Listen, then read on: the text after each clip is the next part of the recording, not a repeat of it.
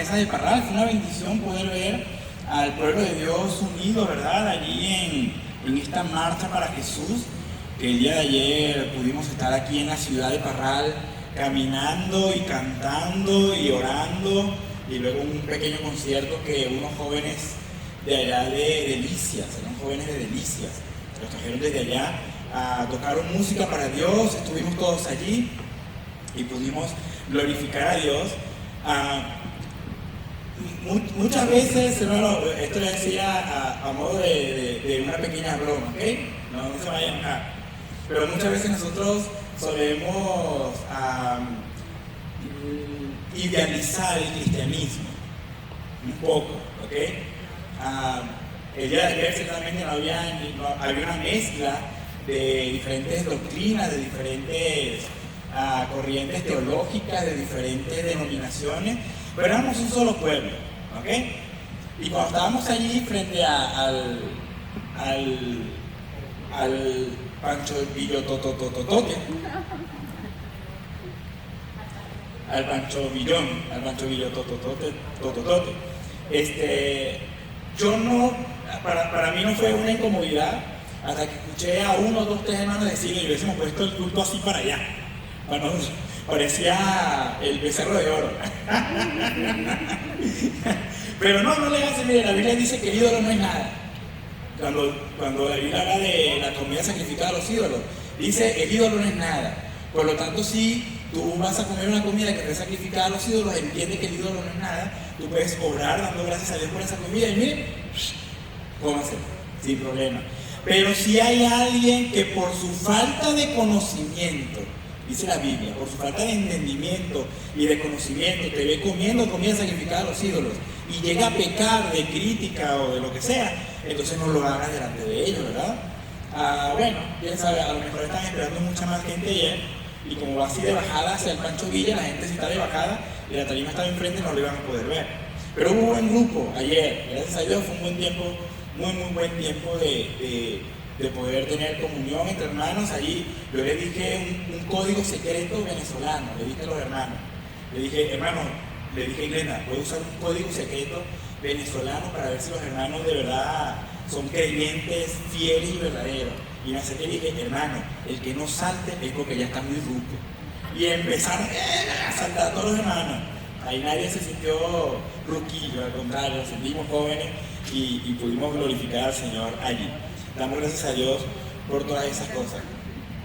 Mire, hemos estado estudiando la Biblia en el libro de Hechos. Te invito a buscar en tu Biblia, Hechos de los Apóstoles, capítulo 2.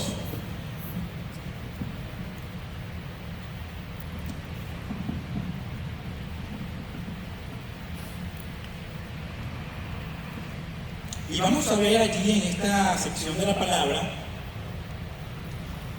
el resultado del derramamiento del Espíritu Santo. El resultado del derramamiento del Espíritu Santo. Hechos de los Apóstoles capítulo 2, lo hemos venido estudiando.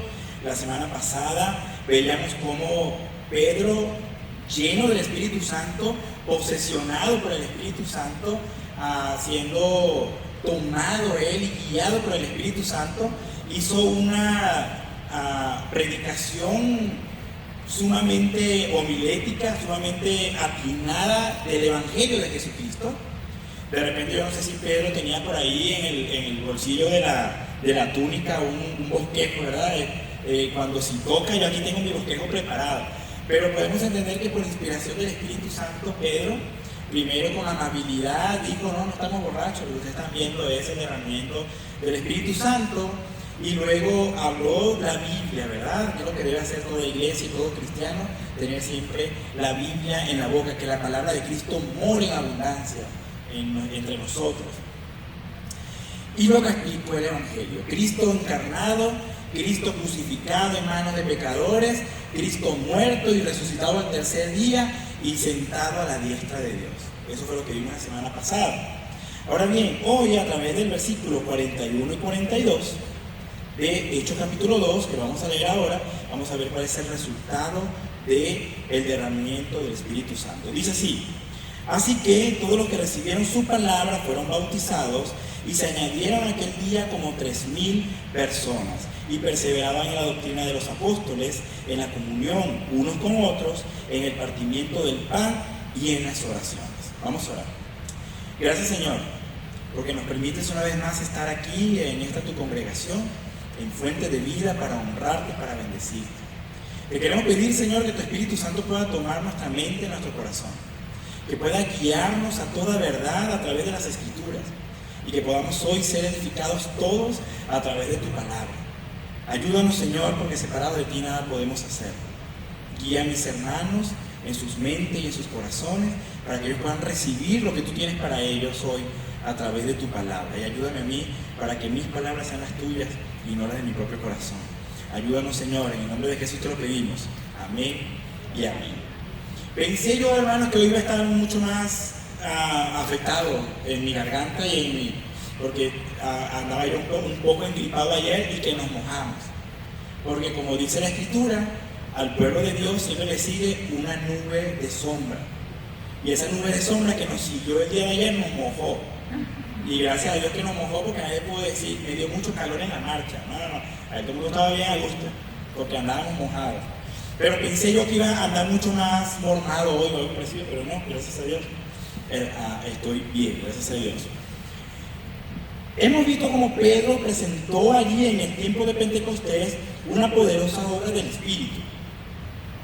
Presentó el Evangelio de Jesucristo a través de la palabra de Dios, que para Pedro en ese momento era solamente el Antiguo Testamento.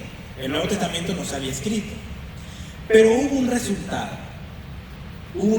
Nosotros hemos tenido como iglesia algunas actividades constantes de evangelismo. Para nosotros, como Fuente de Vida, toda actividad que hacemos es evangelística. El 15 de septiembre que gritamos ¡Viva México y viva Cristo!, siempre la invitación es a traer un familiar, a traer un amigo, a traer un conocido que pueda festejar con nosotros eso. Porque todas nuestras actividades no son para nosotros mismos, son para poder acercar a otras personas y que vengan a la iglesia y que vean nosotros que no somos extraterrestres, que somos personas normales, que hablamos normal, que bueno, algunos no somos normales, ¿verdad? Pero no, es lo que nos tocó como iglesia. Que somos personas que no hablamos en un idioma extraterrestre, que no hacemos locuras, somos cristianos. Y que la gente pueda venir y tener un primer acercamiento a nuestro templo o a nosotros en comunión es también importante. Pero ¿qué ocurrió aquí? Vamos a volver a estar en contexto. Recordemos que estaban los 120 discípulos de Jesucristo esperando la promesa del Espíritu Santo. Estaban en el aposento alto, no se fueron al templo de una forma religiosa, estaban en la casa porque entendieron que el derramamiento del Espíritu Santo no iba a venir para los fariseos o en el templo en Jerusalén, no venía por allí, sino que ellos estaban allí unánimes orando y esperando hasta que el derramamiento del Espíritu Santo fue efectivo. Entonces muchas veces logramos leer el resto de Hechos capítulo 2, alejándolo de la idea de que esa gente acababa de recibir la unción del Espíritu Santo. La unción del Espíritu Santo, con poder y fuego, como dice la Escritura, como lo prometió Jesús y como lo profetizó Juan el Bautista. Ellos acababan de recibir la unción del Espíritu Santo con poder y fuego, y desde la Biblia estamos tratando de descubrir cómo se comporta una iglesia que es donde es derramado el Espíritu Santo con poder y fuego. ¿Cómo se comporta? Vimos en primer lugar que cada uno salió de la casa donde estaban, no se quedaban allí. Vamos a suponer que el Espíritu Santo hoy domingo desciende sobre nuestra iglesia, que nosotros creemos que cada uno de nosotros tiene el Espíritu Santo y que cada uno de nosotros ya es ungido por Dios cuando recibimos a Cristo, ¿ok? Pero vamos a suponer que hay una manifestación especial del Espíritu Santo hoy aquí. Bueno, según la Biblia, ¿qué debería pasar? Que todos nosotros deberíamos salir por esa puerta a predicar el Evangelio.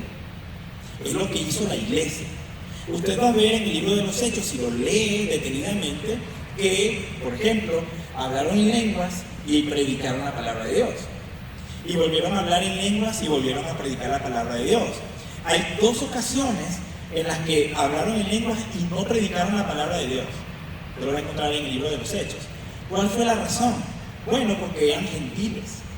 Y estos gentiles fueron inspeccionados, enviaron desde Jerusalén a Pedro y a Bernabé para mirar, vayan a ver si es verdad que los que no son judíos también recibieron el Espíritu Santo y lograron hablar en otros idiomas. Vayan a ver si es verdad.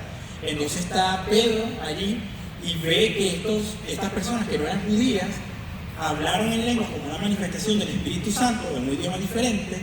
Y entonces dijo Pedro, ¿quién puede negarle el agua a estos para que sean bautizados?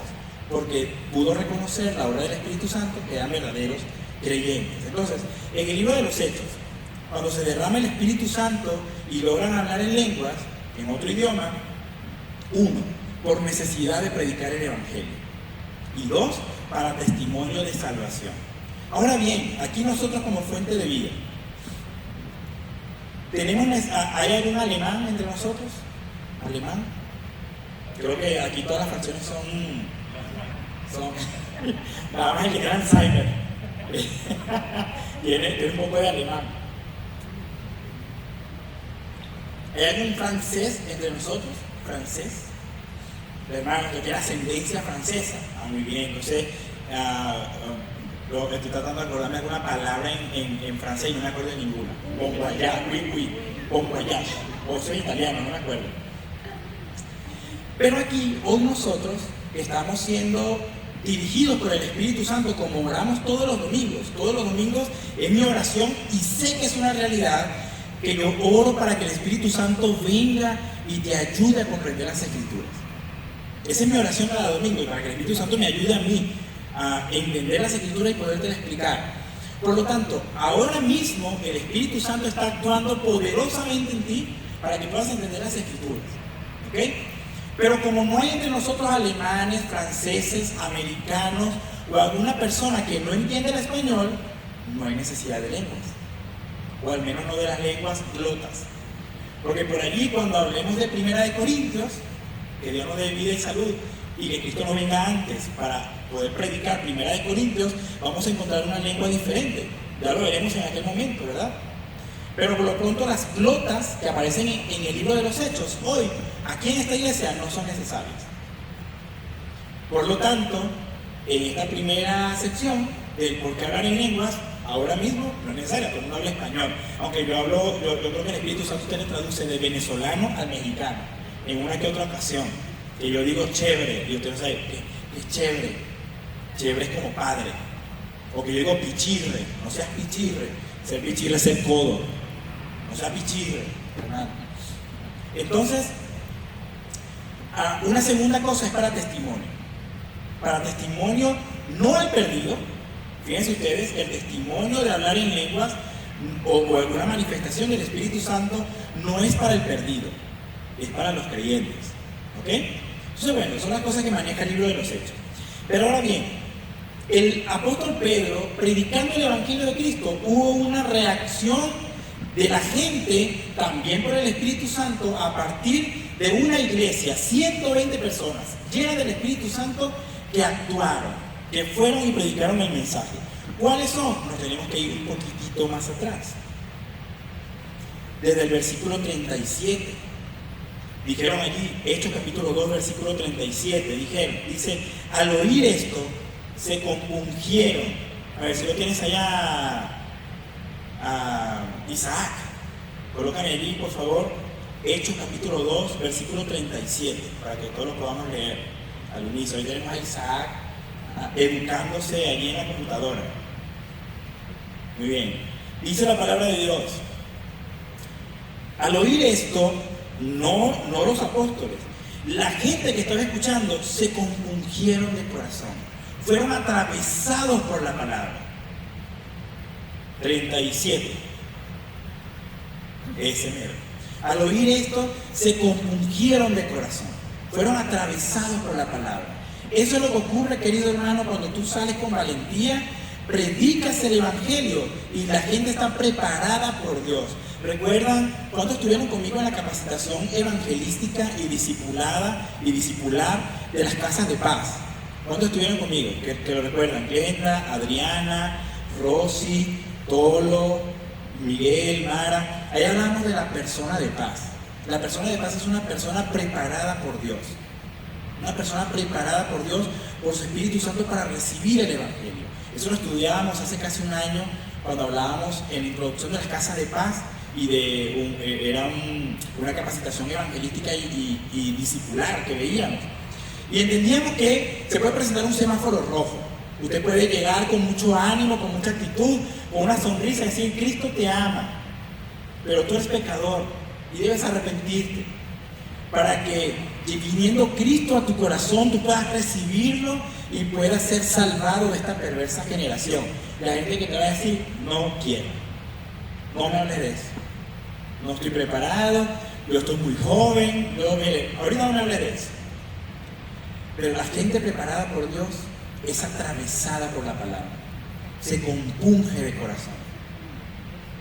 Por lo tanto, cuando tú vas y tú dices, realmente después del evangelismo, que la persona es salvada por Dios, recibe a Cristo y comienza una vida cristiana, dices tú: no me acuerdo ni qué le prediqué, porque yo no conozco tanto de la Biblia, pero yo le dije: ¿sabes qué? Mira, yo veo una iglesia, Cristo me salvó y Dios puede hacer lo mismo contigo, tú puedes ser salvado por Dios. Y la persona es atravesada por esa palabra, es compungida de corazón y entonces comienza una vida cristiana. Eso fue lo que ocurrió aquí. La iglesia, llena del Espíritu Santo, salió de las cuatro paredes de donde estaban, predicó el Evangelio y la gente fue atravesada por la palabra. Y le dijeron a los apóstoles: varones hermanos, ¿qué haremos? ¿Qué haremos? Esa es la respuesta al Evangelio. Cuando yo decía la semana pasada que a esta muchacha le dije: hey, hoy es el día para cambiar tu vida. Y de repente dijo: bueno, estoy dispuesta a dar un primer paso, pero no estoy dispuesta todavía a cambiar todo. Bueno, está bien. Pero la gente que está preparada por Dios, que son las personas que tú y yo debemos buscar constantemente para predicar el Evangelio, va a preguntar: dime, ¿qué tengo que hacer? ¿Recuerdan a Felipe y el eunuco? El etíope eunuco. Dice la Biblia que Felipe, ¿cómo se dice? No es a través, es comenzando desde la palabra de Isaías, le presentó a Cristo y le habló del bautismo. Porque le dijo el eunuco: hey, aquí hay agua, ¿qué impide que yo sea bautizado? Las personas que están preparadas es lo que tú y yo debemos estar al pendiente cuando salimos a evangelizar. Alguien que tú le hablas la palabra y enseguida te dice: ¿y ahora qué debo hacer? Hemos tenido la experiencia, mi esposa y yo, de ver personas que viven el proceso de la conversión. ¿Cuál es el proceso de la conversión? Que te aceptan en tu casa. Y con la Virgen Sota nos tocó varias veces enseñar en varias casas con la Virgen Sototota, casi como la del Pancho Villa, pero dentro de la casa. Y comenzaron a recibirnos martes tras martes. Me acuerdo de Berta, mi querida amiga Berta, allá en el rancho, que nos recibía todos los martes a las 4 de la tarde. Y comenzamos una y otra vez con Berta: mira, Berta, la Biblia dice esto, debes arrepentirte, debes creer. Y llegó un día en que entramos a la casa y Berta nos recibió en la puerta con una sonrisota, así. Y yo la veo y digo: hola Berta, ¿qué pasó? Pase. Y me hizo así. Ya no había virgen, ya no había santos, ya no había nada. Yo no le había dicho nunca nada de eso. Ella nos quitó. Y nunca tocamos el tema en ningún discipulado. Ella nos quitó porque Dios se lo puso. Como también hemos visto, en este caso no la evangelicé yo o no la evangelicé yo, recuerdo muy bien un familiar mío que le predicaron a Cristo. Estaba renuente esa persona, pero renuente. Pero mal, así. Que no, eso es mentira, te están lavando el cerebro. Y un misionero que llegó a nuestra iglesia fue y le predicó el Evangelio, y ella creyó de tal forma que ese mismo día llegó a su casa, quitó todos los santos, quitó toda la Virgen, se cambió la forma de vestir porque era un poco provocativa este familiar mío, esta prima. Se cambió la forma de vestir y de inmediato fue salvada. Es lo que nuestros queridos hermanos reformados hoy llaman una salvación efectiva o eficaz, ¿verdad? Una salvación eficaz, una salvación rápida, ¿verdad?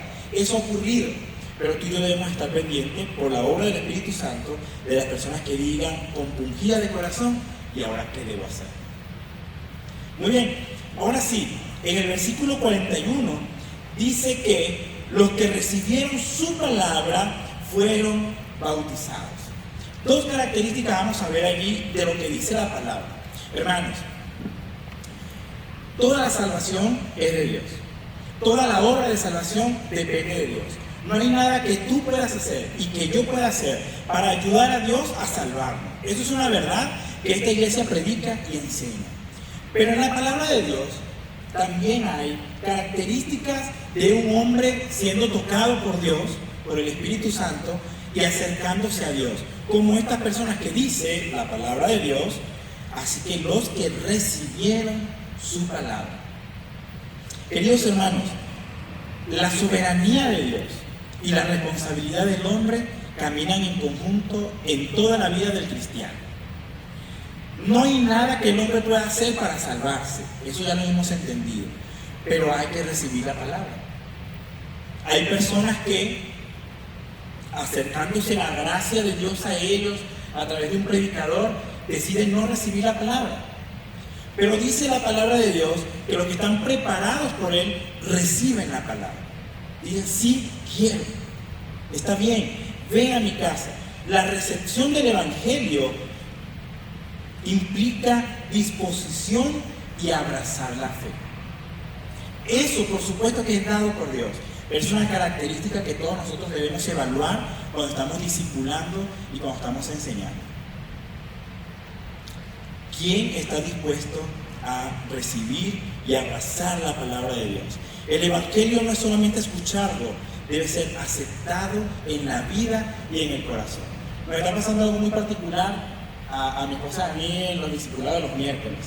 Yo les he dicho que los días miércoles vamos a una familia donde ninguno de ellos es creyente. Hay una que fue creyente en algún tiempo, o ella iba a una iglesia en algún tiempo, pero constantemente llegamos nosotros a esa casa y hay 5 que están recibiendo la palabra con devoción, digamos, con amabilidad.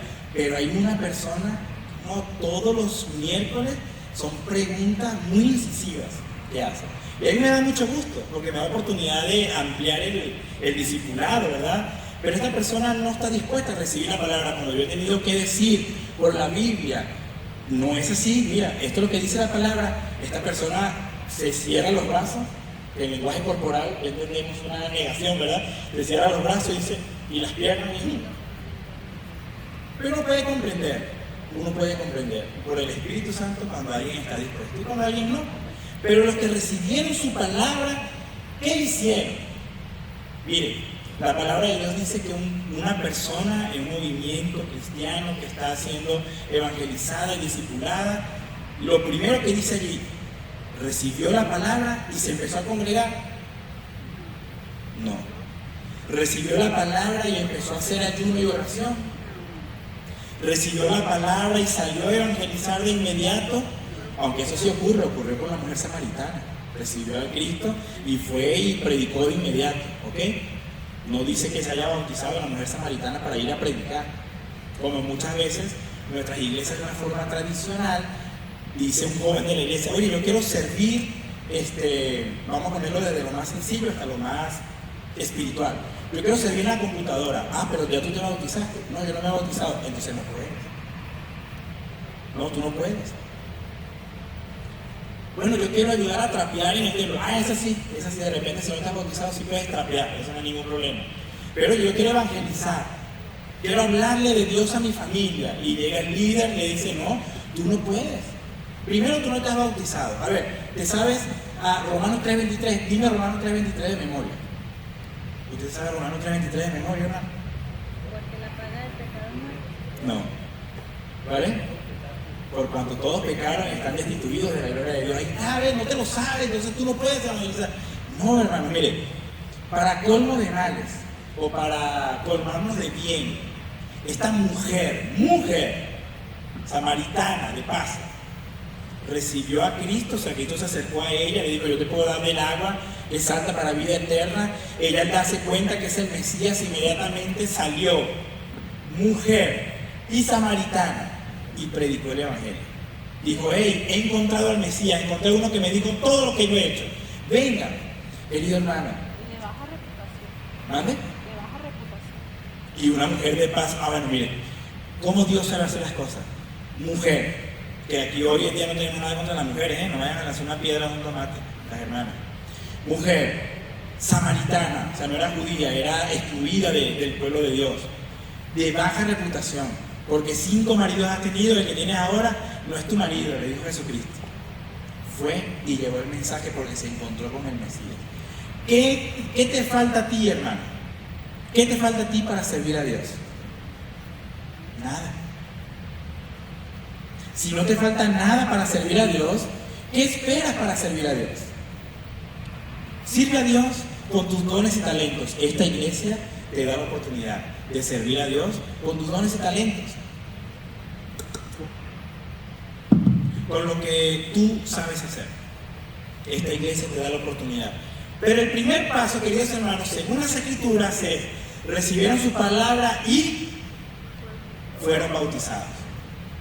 El bautismo, queridos hermanos, no da la salvación. Vamos a desmentir un poco lo que no es el bautismo, de una forma tradicional, digamos, de una forma ni siquiera tradicional, de una forma social. ¿Qué ha entendido la gente que es el bautismo? A ver, rápido. ¿Qué entiende la gente por el bautismo? La gente entiende por el bautismo que le saca el chamuco al bebé. Mira, la gente cree eso. Y lo ven como una muleta, porque lo ven como una muleta. Si no está bautizado le va mal. ¿Qué más? Pues es que en realidad es obediencia, porque eso no da salvación. Eso es lo que sí es. Estoy preguntando lo que no es. Y está bien, ignora. Qué bueno que lo dice. Mucha gente que si no se bautiza y el niño muere, se va al limbo y que no pertenece a la iglesia. Eso es lo que tradicionalmente se piensa, ¿verdad? Que el bautismo te da entrada a la iglesia, te da protección para el niño, es como un amuleto y un sacramento, un medio de gracia, pero humano, ¿verdad? No bíblico, sino dentro de las características de una iglesia tradicional. Pero ¿qué sí es la Biblia? La Biblia es esta, pero ¿qué es el bautismo? El bautismo es la señal pública de que ya tú eres salvado. Es un paso de obediencia. El bautismo no te da salvación. La salvación ya la has obtenido por creer en Cristo. El bautismo es un acto de obediencia para decir que crees en Dios. En los tiempos bíblicos, bautizarse era muy difícil para los creyentes. Muy difícil.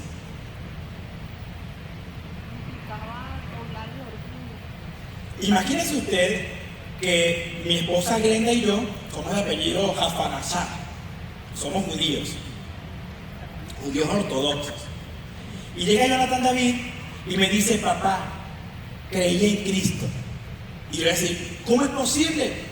Claro que no, Cristo, el Mesías, no ha venido todavía, porque nosotros somos judíos ortodoxos y estamos esperando que llegue el verdadero Mesías. Jesucristo fue un profeta más. Y Jonathan David me dice: no, papá, yo creí en Cristo, Jesucristo es el Señor. ¡Oh, blasfemia, blasfemia! Terrible, ¿verdad? Y le digo a Jonathan David, desde el día de hoy te saco de la herencia familiar, porque has manchado, has mancillado nuestra tradición familiar y cultura judía. Eres desechado por mi familia, no te quiero en mi casa, vaya y busque, vea cómo se alimenta, dónde duerme y qué hace, porque ya no eres parte de mi familia. A eso se exponía un cristiano que creía en Cristo y se bautizaba como una demostración pública de fe. Le llegaban con el rumor: oye, Josafat, yo vi que tu hijo se bautizó con los discípulos de Jesús. No, y Josafat corría el hijo de la casa. Hoy en día eso no es tan difícil para nosotros. Mira, si tuviésemos una pileta aquí, por esto que yo estoy diciendo ahorita, que el bautismo es una demostración pública de fe, les puedo preguntar: ¿quién no se ha bautizado? Yo no me bauticé. ¿Pero tú crees en Cristo? Sí. Ve a bautizarte ahorita mismo, no hay problema. Usted se bautiza y es una demostración pública de fe. Ojalá hubiese podido invitar a tu papá, a tu mamá, para que te vean que ahora tú le perteneces a Cristo. Eso es el bautismo. Es algo sencillo, ya lo voy a explicar por la Biblia. Para los judíos no lo era tanto. Pero poniéndolo o contextualizándolo al tiempo de hoy, ¿qué es una demostración pública de fe? Bueno, que en tu Facebook tú coloques un versículo bíblico. No para ustedes que ya son cristianos y tienen mucho tiempo en el Evangelio. Vamos a suponer que aquí está Pancracia, que Pancracia publica en su Facebook puro corrido chacaloso, ¿sí se dice? Nunca había escuchado eso. Corridos tumbados y la foto de las dos cervezas así dándole salud. Y eso es todo lo que ella publica en Facebook. Pero resulta que Pancracia creyó en Cristo. Y de repente, de un día para otro, Pancracia, en vez de publicar los narcocorridos o cualquier otra cosa, puso un versículo bíblico. Y le empezaron a marcar: hey, Pancracia, Pancracia, ahora tú eres aleluya. ¿Y qué te digo? Es que lo vi en tu Facebook. Hoy una demostración pública de fe es que tú puedas decir públicamente, obviamente, creo en Cristo. Ven conmigo a la iglesia. Marchar el 20 de septiembre por las calles de Parral con una camisa blanca gritando Cristo, Cristo, Cristo. Eso es una demostración pública de fe. Hoy en día el bautismo, para lo que significaba en los primeros años, hoy se ha diluido un poco. Sin embargo, el símbolo del bautismo es sumamente importante para los creyentes. Sumamente importante para los creyentes. Dice la palabra de Dios en Romanos capítulo 6. Vaya ya conmigo, por favor.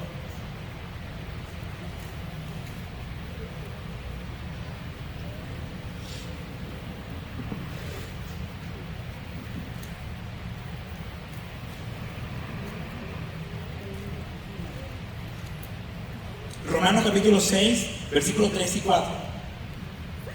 Mire cómo dice la palabra de Dios.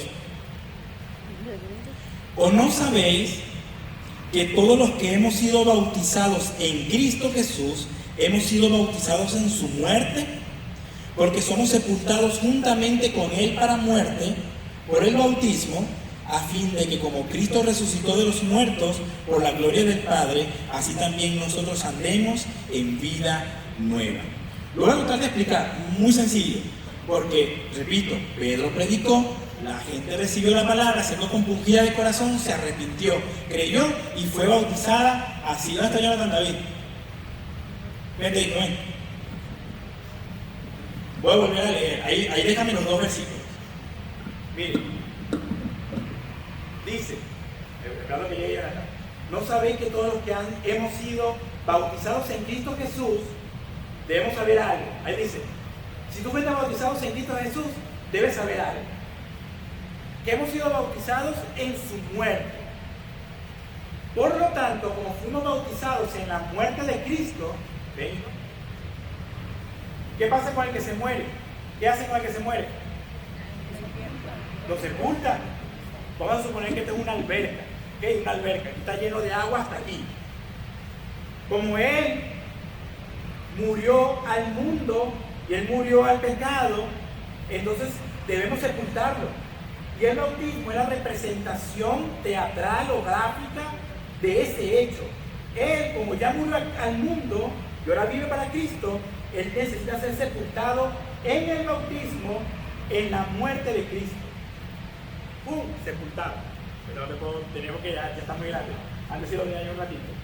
Pero lo sepultamos en agua, representando gráficamente su muerte al mundo.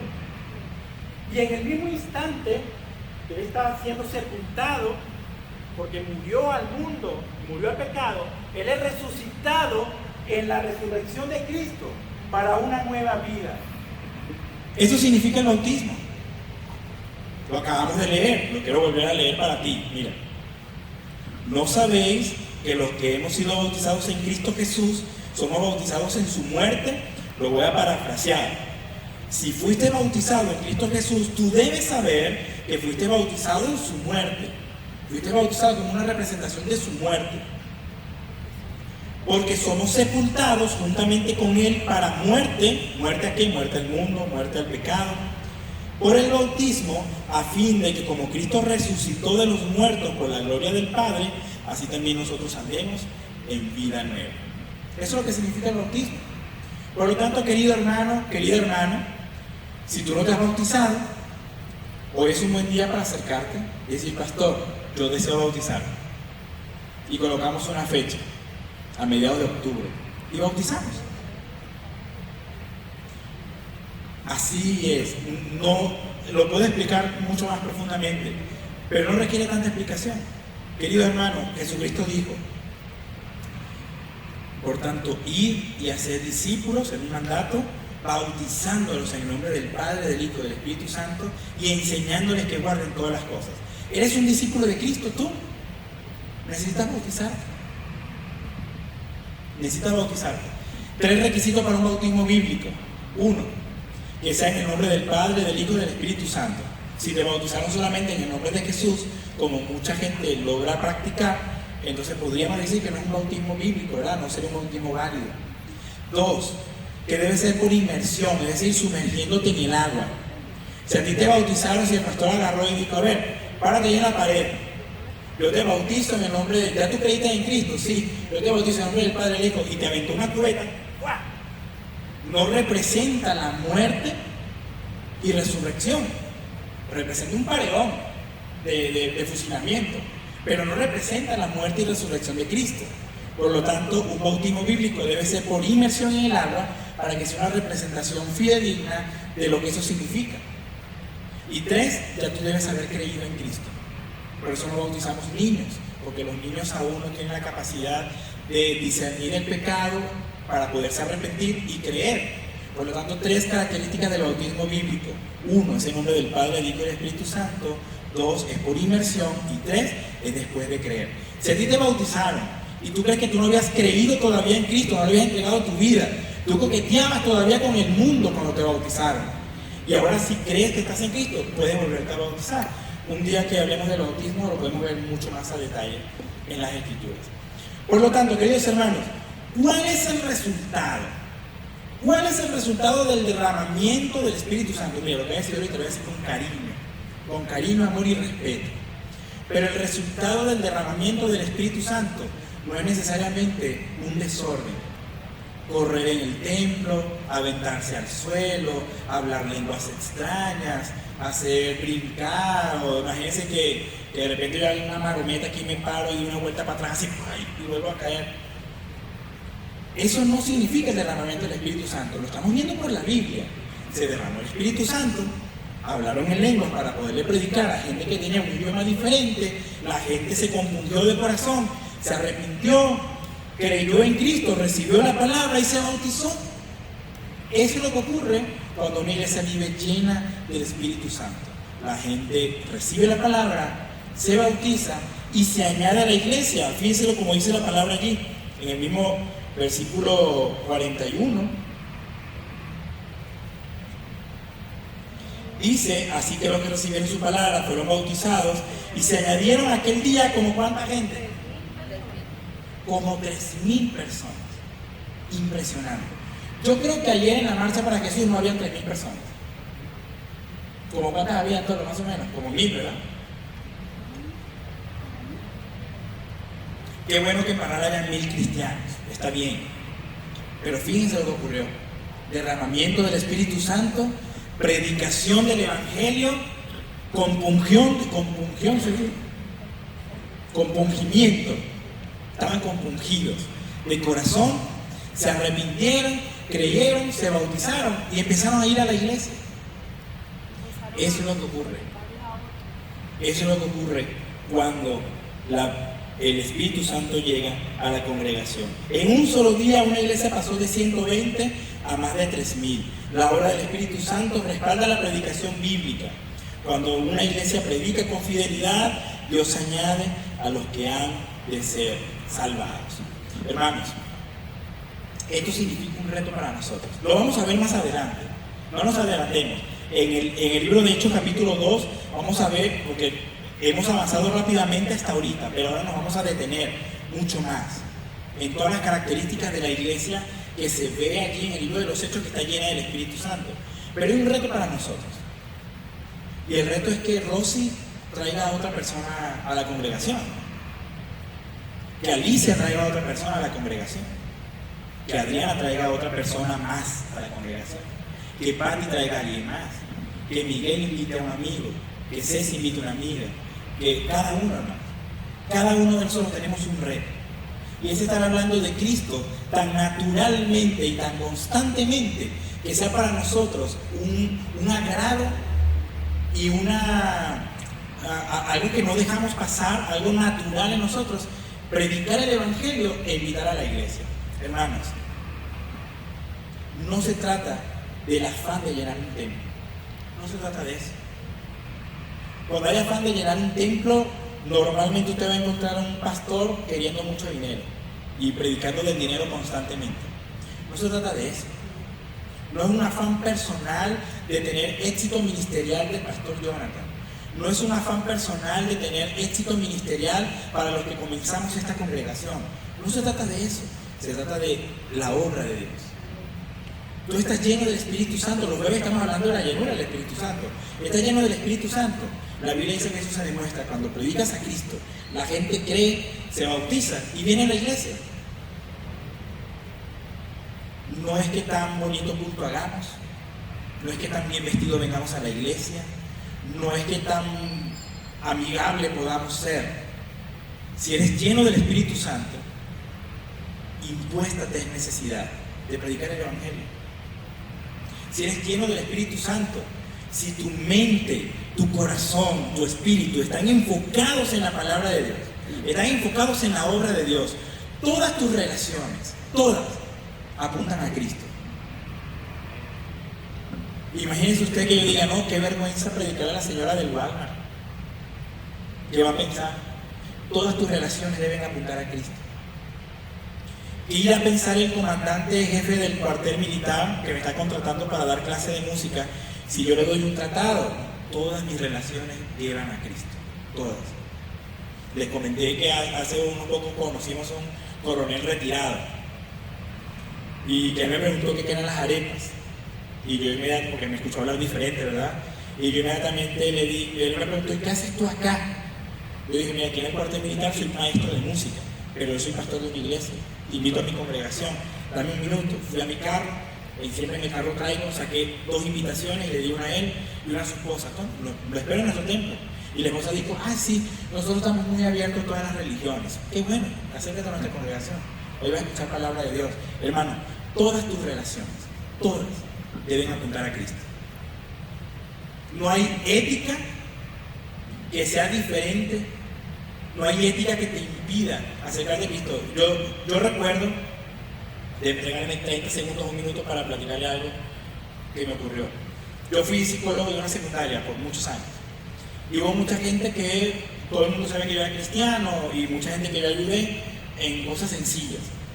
Pero hubo 2 o 3 ocasiones donde tuve que romper una pared ética como docente y acercarme un poco más. Una de ellas fue con un muchacho que me dijo, profesor, yo soy amanerado, usted me ve, y era abiertamente amanerado. Pero me dice, yo nunca he tenido una experiencia sexual, ni con mujeres, ni con hombres. Yo soy así porque me nace, pero yo no sé si soy heterosexual o si soy homosexual. Entonces, bueno, yo tomé una primera parte para hablarle de las dos, del homosexualismo, del heterosexualismo, hablé con él, y después de terminar esta primera parte de mi ayuda que le puedo ofrecer, le dije, pero ¿puedo decirte algo más? ¿Me das permiso para hablarte de algo más? Y me dijo, sí, le doy permiso. Mira, yo soy cristiano. Yo no era pastor en ese tiempo, eso fue hace unos 9 años atrás. Yo soy cristiano. Y tú, Dios te hizo hombre. Dios no te hizo mujer. Por lo tanto, tú debes y puedes comportarte como un hombre. Dios desea darte una nueva vida. Acércate a Jesucristo. Acércate. Tú no necesitas tanta ayuda psicológica. Tú necesitas a Cristo. Él puede transformar tu vida. Gracias al Señor, yo pude ver en su Facebook cómo se acercó a una iglesia cristiana, cómo se empezó a vestir como hombrecito, porque yo vivía muy lejos de él. Yo trabajaba en una sierra y vivía en la ciudad. Pero él ahí en la sierra se comenzó a congregar en la iglesia, cambió su forma de vestir, empezó a hablar como hombre. Yo no sé si al día de hoy él permaneció, si fue salvado o no fue salvado, yo no lo sé, porque ya no lo encuentro en el Facebook, he perdido mucha pista de muchos estudiantes. Pero queridos hermanos, la mejor ayuda que tú puedes ofrecer es el Evangelio de Cristo. Lleno del Espíritu Santo, eso puede transformar tu vida y tu corazón. Y no solamente la tuya, sino de cualquier persona que tú le prediques. Todas tus relaciones deben apuntar a Cristo. Entonces, bien, ¿qué ocurría con estas personas? Primero, se compungieron de corazón, recibieron la palabra, arrepintiéndose y creyendo, se bautizaron y se añadieron a la iglesia. Venir a la iglesia, congregarse o no dejar de congregarnos, como algunos tienen por costumbre, es parte esencial de vivir en el Espíritu. Escuché un hombre diciendo, un predicador, un pastor diciendo, que un día él se levantó sin ganas de ir a la iglesia. Y él dice, me quería acercar a mi papá, que era pastor, y dije, no, con mi papá no se puede hablar de esas cosas, porque mi papá sí o sí teníamos que ir a la iglesia. Pero me acerqué a mi mamá y le dije, mamá, hoy no tengo ganas de ir a la iglesia. Y mi mamá me dijo, dice este hombre, mi mamá me dijo, bueno, está bien, yo entiendo que no tengas ganas de ir a la iglesia. Y le preguntó el hombre, entonces no voy a ir. Y entonces la mamá le dijo, no, sí vas a ir, pero vas a ir sin ganas. Y Dios lo va a tomar mejor porque estás yendo sin ganas. Va a ser un doble acto de adoración. Queridos hermanos, el hermano Juan Manuel Vaz es un predicador español muy fuerte él. Pero él decía, y Paul Washer también lo dijo, que les preguntaron, ¿tú obligas a tus hijos a ir a la iglesia? Él dijo, sí. Y yo, pastor Jonathan Padrón, digo, sí, también.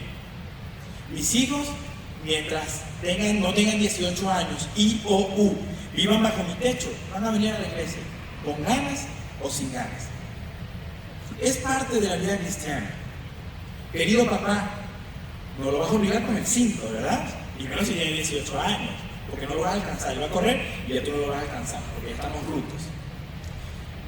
Pero debemos invitar con nuestro testimonio, invitar con nuestro cristianismo a que nuestros hijos, mientras vivan en nuestra casa, tú debes venir conmigo al templo. No es una opción.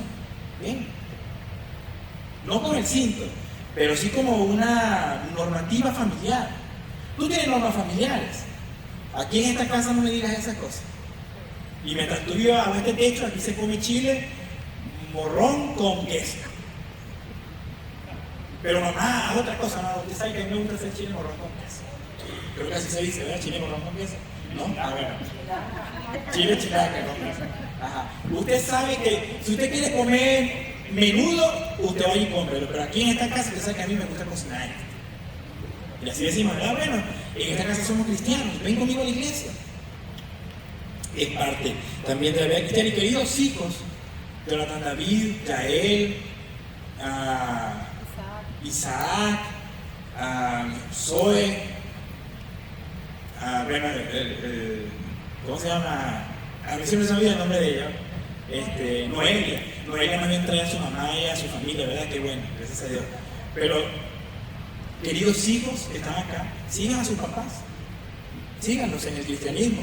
Miren cómo ellos viven a Cristo, imiten lo bueno.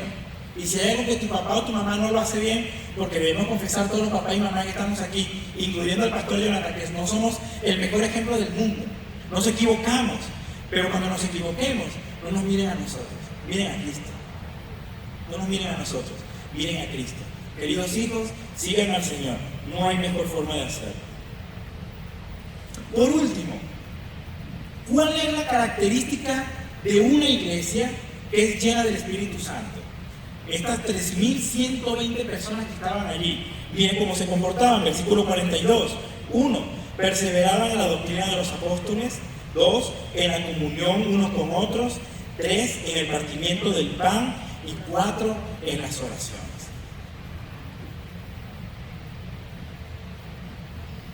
Es la característica de una iglesia llena del Espíritu Santo, que perseveran en la doctrina de los apóstoles. Es de suma importancia para la iglesia perseverar en la palabra. Queridos hermanos, si un día desde este púlpito yo enseño algo que no está en este libro, usted tiene toda la autoridad de decirme, pastor, no estoy de acuerdo. Creo que lo que usted enseñó no está en la Biblia. Y usted me lo va a decir con amor, con cariño y con respeto, ¿verdad? Se va a acercar a mí y usted va a decir, pastor, mire, yo creo que lo que tú enseñaste no está en la Biblia. Porque mira, yo leí esto un día y eso está en contra de lo que tú dijiste. Una iglesia necesita perseverar en la doctrina de los apóstoles, pero también en la comunión los unos con los otros. Esto no lo estoy pasando rápido, estoy haciendo una introducción para quedarme con la doctrina de los apóstoles. En la comunión los unos con los otros. Una casa dividida entre sí misma no prosperará, dijo Jesucristo. Por lo tanto, una iglesia debe tener comunión una unión común. ¿Qué nos une a nosotros? ¿Nuestra nacionalidad? No, porque yo soy venezolano y yo hablo diferente y me expreso diferente y pienso diferente. ¿Qué nos une a nosotros? ¿Nuestra denominación? No, porque aquí, si yo digo aquí, ese sería un riesgo, que yo diga aquí, ¿quién de ustedes se considera bautista? A lo mejor me dejan solo, yo no lo sé. ¿Quién de ustedes, y Mara y yo, bautista? ¿Y quién de ustedes se considera pentecostal? Y algunos de ustedes van a levantar la mano. ¿Y quién de ustedes se considera de sana doctrina o no sé, alguna otra denominación? Aquí en esta iglesia, la denominación no nos une. Eso yo tengo claridad desde que comenzamos. La denominación no nos une. Aquí no nos une la nacionalidad. Aquí no nos une ni siquiera la idiosincrasia. ¿Quién aquí no es de Parral? Bueno, no es de Parral. Miguel es de Chihuahua. Yo soy de Valencia, Venezuela. Isaac también es de hermana. ¿De dónde son ustedes, hermano? De Irapuato. ¿Irapuato Estado de México? No, ¿Irapuato qué? Guanajuato. Irapuato, Guanajuato. Muy bien. De ahí son las hermanas. Eso no nos une. Pero ¿cuál es nuestra unión común? Cristo. Aquí no hay griego ni judío, ni esclavo ni libre, ni hombre ni mujer, ni Irapuato ni Culiacán, ni bautistas ni pentecostales, ni venezolanos ni mexicanos. Aquí somos cristianos, todos. Eso nos une. Eso es fuente de vida. Es una realidad que yo soy, de la cual yo soy consciente desde que comenzó esta historia de esta iglesia conmigo. Esta iglesia nos une Cristo. Es mucho más fácil predicar en una congregación donde todos son bautistas. Es mucho más fácil predicar en una congregación donde todos son pentecostales. Ya yo he predicado en una congregación pentecostal. Y el hermano al final se extrañó porque yo no levanté un altar. Entonces yo termino la prédica y cantamos mi esposa y yo, pero los hermanos estaban así. Si yo iba a levantar el altar o no, el altar es que se vienen enfrente y se arrodillan todos aquí para orar, ¿verdad? Eso es un altar. Y los hermanos estaban así, y yo predicaba, y los hermanos esperando, y yo dije, hermano, Dios les bendiga, eso es todo. Los hermanos se quedaron así fríos, y entonces tomó el pastor pentecostal y dijo, hermano, levantemos un altar, véngase. Yo sé que usted tiene ganas. Y se vinieron todos y oramos, ¿verdad? Como anoche levantamos un altar ahí al final de la predicación, y ahí estuve yo también ministrando y orando por algunos jóvenes y algunos adultos que ahí estuvieron. Pero es mucho más fácil predicar en una congregación cuando hay un común denominador, bautistas, pentecostales, metodistas, bueno, pero eso no es fuente de vida. Y qué alegría para mí ha sido eso. Ha sido un reto grandísimo y ha sido de crecimiento para mí, pero nuestra común unión es Cristo y de Él dependemos todos, ¿ok? Perseveraban en la doctrina de los apóstoles, en la comunión los unos con los otros, en el partimiento del pan, que es la Santa Cena. En este caso en particular, más adelante, como leyó Miguel hace un rato, que partían el pan en las casas, habla más de la comunión entre los hermanos, de ir a comer a nuestras casas, ¿verdad? Y compartir, pero en este caso en particular hablaba de la Santa Cena, la cual tendremos la semana que viene. El domingo de la semana que viene, que vamos a enseñar sobre la Santa Cena, vamos a terminar teniendo la Cena del Señor, así que preparemos nuestros corazones para eso. Y por último, en las oraciones. La oración es aquel pegamento que une a los cristianos. Pero hoy solamente nos vamos a quedar con perseverar en la doctrina de los apóstoles. ¿Qué significa perseverar? Esta palabra que aparece allí, perseverar, es mantenerse, es estar firme, es estar arraigado, tomado firmemente. Por lo tanto, queridos hermanos, no dice la Biblia que el Espíritu Santo los hará perseverar en la doctrina de los apóstoles. Sí dice la Biblia que la perseverancia de los santos depende de Dios, eso sí. Pero aquí dice que tú y yo tenemos la responsabilidad de tomarnos, de aferrarnos a la doctrina de los apóstoles. ¿Qué es la doctrina de los apóstoles? La palabra. Queridos hermanos, páginas y páginas de enseñanza, donde los apóstoles, según la Biblia, colocaron el fundamento sobre el cual cada quien va sobreedificando. Pero el fundamento es apostólico, es lo que está escrito en la palabra, no hay otro fundamento. Por lo tanto, como iglesia, ¿cuál es el fundamento sólido de fuente de vida? El fundamento apostólico, la palabra. en ese sentido, ya yo lo he dicho antes, pero lo repito hoy, esta iglesia no es bautista, esta iglesia no es pentecostal, esta iglesia no es arminiana, ni calvinista, tampoco es metodista o adventista o reformada. Esta iglesia es bíblica. Poner otro fundamento, querido hermano, para cualquier iglesia es dañino. Dañino. El fundamento de Fuente de Vida es la palabra de Dios. A ella debemos aferrarnos. Pero te quiero preguntar, si para algún asunto eclesiástico tú necesitas recurrir a otra cosa que no es la palabra, estamos en problemas. Si para algún asunto eclesiástico tú necesitas decir, bueno, pero es que nosotros los bautistas creemos esto, podemos estar entrando en un problema.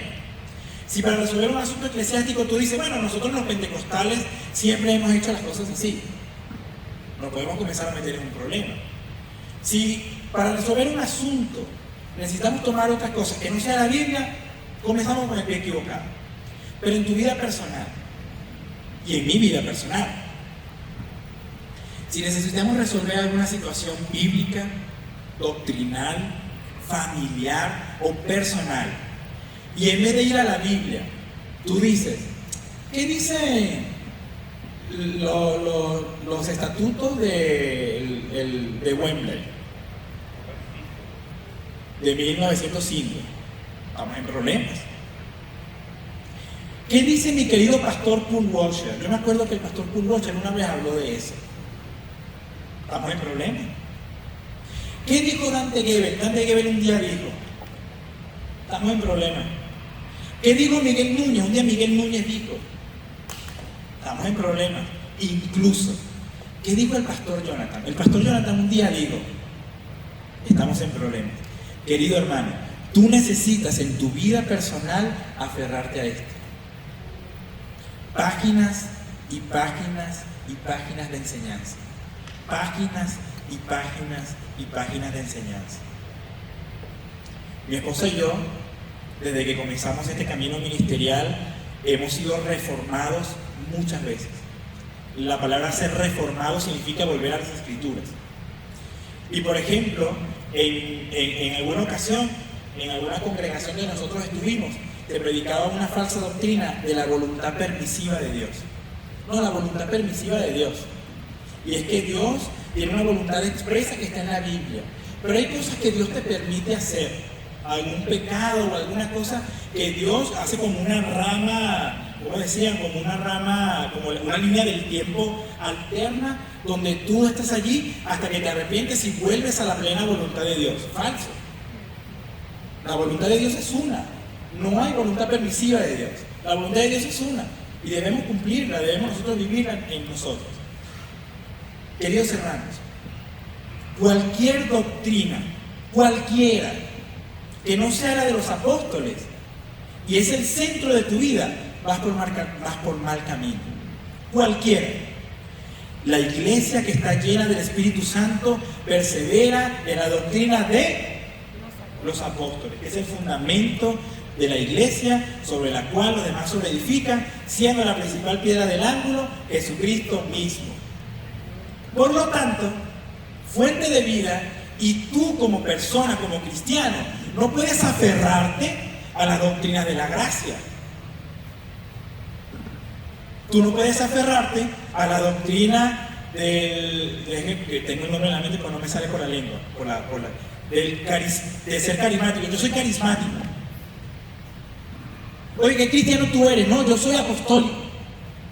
Pero otro tipo de apostólico, ¿verdad? Usted me entendió. No, es que yo soy bautista. Hermano, aférrate a la doctrina de los apóstoles. Páginas y páginas y páginas. No hay doctrina. A ver, ¿cuáles fueron los apóstoles que escribieron? Pablo, Pedro, Juan, Mateo. De los apóstoles de Cristo, ellos. Y luego tenemos a otros que también eran llamados apóstoles, pero de los enviados, ¿verdad? Y algunos que otros discípulos también. ¿Qué más escribió que no era apóstol de Jesucristo? Santiago, Judas, no, pero Judas era discípulo. Santiago, Lucas, que era médico, el acompañante de Pablo. Pero todo esto, en el principio era el verbo era con Dios y el verbo era Dios. Todo esto es palabra de Jesús. Es allí donde debemos aferrarnos. Por lo tanto, ¿quiénes han creado doctrinas y no eran apóstoles? Históricamente hablando, el Papa 1, el Papa 2, el Papa 3, el Papa 4, el Papa 5, hasta el Papa actual. Todos ellos han creado doctrinas. Jerónimo instauró la adoración mariana, y así algunos otros, a menos que esté equivocado, pero me parece que fue Jerónimo que lo hizo. Pero tenemos históricos, también como Lutero, que no podemos aferrarnos a la doctrina de Lutero, no podemos aferrarnos a la doctrina de Zwinglio, no podemos aferrarnos a la doctrina de Calvino, no podemos aferrarnos a la doctrina de Arminio. Aférrate a la palabra de Dios, no hay otra forma. Aférrate a la palabra de Dios. ¿Cómo perseverar en la doctrina, en la vida personal? 1. Asistiendo fielmente a la iglesia. No dejes de congregarte como algunos tienen por costumbre. Si en esta iglesia un día, querido hermano, el pastor Jonathan Padrón o cualquier otro pastor enseña doctrina de hombre, usted tiene toda la libertad y toda la autoridad y toda la potestad de decir, hermano, me parece que no es cierto. Bien, la Biblia dice otra cosa. No dejes de congregarte porque en tu iglesia predican la palabra. Ahora bien, si tú vas a una iglesia donde no predican la palabra, no te acerques. Por el contrario, si de todo el tiempo que tienen allí, 2 cosas pueden ocurrir en algunas iglesias. 1, 1 hora y media de alabanza y 20 minutos de palabra. Eso ocurre en algunas congregaciones. 2, 1 hora de alabanza y 1 hora de experiencias personales del pastor. Hermano, yo me acuerdo que yo fui y yo vine, y el versículo dice, pero sí, yo me acuerdo que yo fui, que yo vine, y que una vez hicimos, como ocurre muchas veces, ¿verdad? Un pastor que no prepara su sermón y puro entretenimiento. O una iglesia que 1 hora de alabanza, 1 hora de palabra, pero te dice, a ver, dice la Biblia, esfuérzate y sé valiente, no temas ni desmayes porque yo soy tu Dios. Por lo tanto, aquí en esta iglesia todos somos valientes. Dile a tu hermano, eres valiente, eres un guerrero de Dios, todo te va a salir bien, todo será excelente, porque Dios tiene cosas buenas para ti y cosas grandes, y todo va a estar bien. Y sí, grita, grita, grita, grita. Es un poco extraño, porque la palabra de Dios dice, esfuérzate y sé valiente, no tengas miedo, no te desanimes, pero porque yo soy tu Dios, que estoy contigo. Por lo tanto, tu fuerza y tu valentía sin Dios no vale de nada. Puedes ser muy fuerte, puedes ser muy valiente, pero si Dios no está contigo, eso no vale de nada. Pero tú y yo, porque Dios estaba con nosotros, podemos esforzarnos y ser valientes por la gracia de Dios. Eso es predicar la palabra de Dios, no solamente una motivación.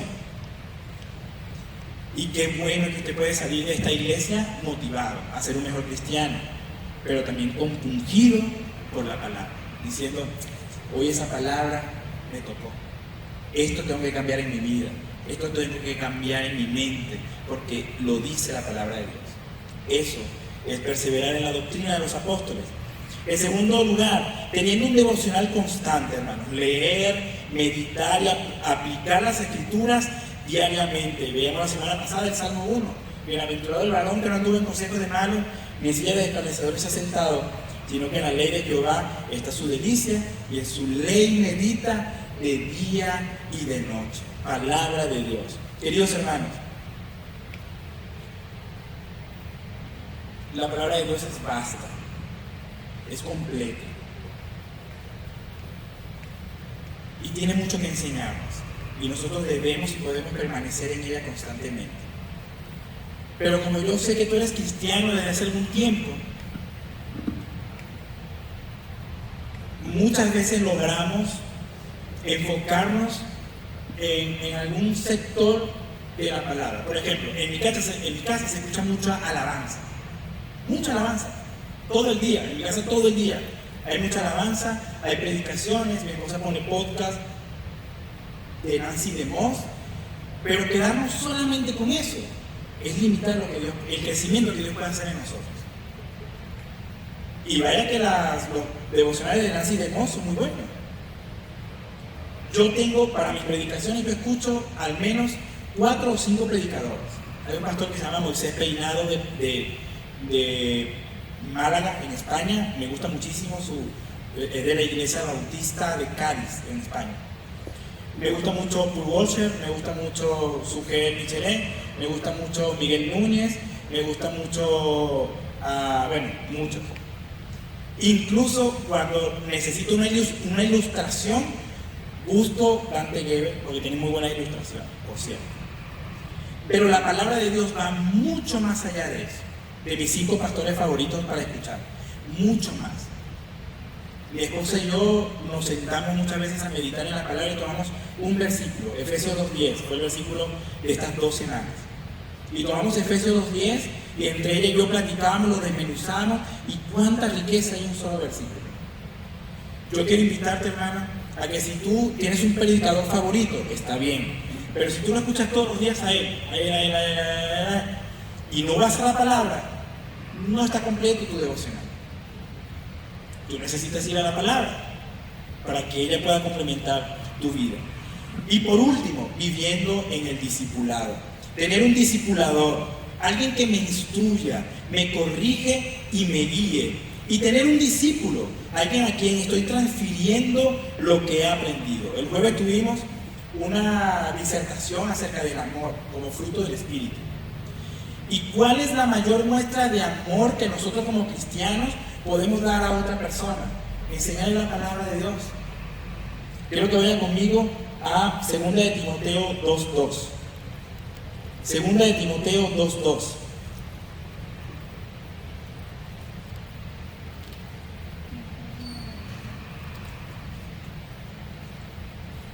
Mire cómo dice la palabra de Dios.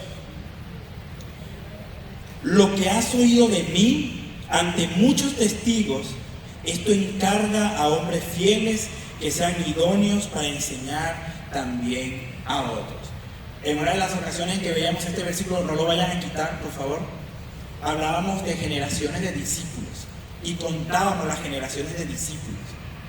Porque le dice Pablo, lo que tú has oído de mí, Pablo como discipulador, y aunque Pablo decía que con mucha verdad, porque él era apóstol de Cristo, que su discipulador fue Jesucristo, ¿verdad? De hecho, Pablo, aunque no conoció a Cristo en su ministerio, pero él dice, todo lo que yo he tenido, lo he tenido por revelación de Cristo a través del Espíritu Santo.